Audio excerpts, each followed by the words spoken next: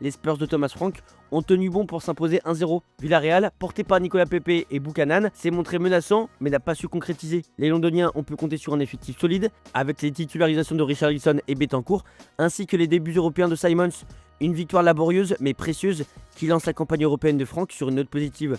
Dans les autres résultats, il y a eu des hold-up, déjà avec le PSV Eindhoven qui s'incline face à l'Union Saint-Gilloise 3-1, mais aussi avec Benfica qui chute contre Karabag 3-2. Le Coréo de Mania parle d'un scandale sur sa une. On termine cette revue de presse avec le grand dilemme d'Hansi Flick. Le Barça sort d'un large succès 6-0 contre Valence avec une équipe largement remaniée, offrant un vrai casse-tête à Hansi Flick. Les remplaçants comme Rafinha et Lewandowski ont saisi leur chance avec des buts, relançant le débat sur la hiérarchie. Désormais, Flick doit choisir entre poursuivre la révolution ou réintégrer les cadres pour le choc de Ligue des Champions face à Newcastle. En attaque, le duel Ferran Torres-Lewandowski reste la grande question, tandis qu'en défense, Aroro pourrait retrouver sa place pour apporter plus de solidité. L'entraîneur mise sur la méritocratie, mais un grand rendez-vous pourrait rebattre les cartes. De ce côté, Robert Lewandowski s'apprête à disputer sa 15e saison consécutive en Ligue des Champions, la 4e sous les couleurs du Barça. Avec déjà 105 buts inscrits dans la compétition, il n'est devancé que par Messi et Cristiano et rêve encore de soulever le trophée avec Hansi Flick. Remplaçant contre Valence, il a rappelé son efficacité en inscrivant un doublé en 8 minutes seulement. Avant d'affronter Newcastle, sur les terres de son idole Alan Shearer, le buteur polonais espère marquer l'histoire une nouvelle fois.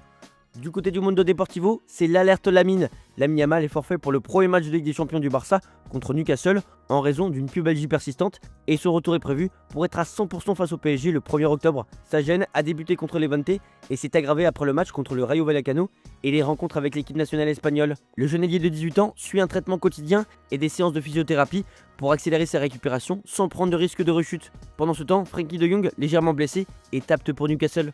On termine avec le PSG qui est seul contre tous, écrit As. Paris débute sa défense du titre en Ligue des Champions face à l'Atalanta, privé de Ousmane Dembélé et Désiré Doué, tous les deux blessés mais récupère Kvaratskhelia et Kanginli. Le club parisien, conscient de la difficulté à rester au sommet après sa victoire l'an dernier, mise sur la motivation et l'expérience de ses cadres. L'Atalanta, dirigé désormais par Juric, après le départ de Gasperini, arrive en pleine phase de régénération. Luis Enrique aligne un 11 solide avec Chevalier, Marquinhos, Mendes et João Neves pour lancer sa campagne européenne. Le journal de l'équipe revient sur ce qui a changé dans le club depuis la victoire en Ligue des Champions le 31 mai 2025. Le PSG est entré dans une nouvelle ère européenne. Le vestiaire reste ambitieux et discipliné avec Marquinhos qui souligne l'importance de toujours avoir faim malgré le sacre. Luis Enrique a instauré une culture de rigueur et d'amélioration constante qui libère le club des anciennes frustrations européennes. Pour le Qatar, le titre ne change pas la stratégie, le projet sportif reste axé sur le collectif, la jeunesse et l'autosuffisance financière avec un intérêt pour le développement du club et du stade. Enfin, les supporters affichent une fierté retrouvée et célèbrent Paris comme un club désormais respecté et craint en Europe. Voilà, c'est tout pour aujourd'hui, bonne journée à tous, merci pour votre fidélité et on se retrouve en fin d'après-midi pour le JT Foot Mercato.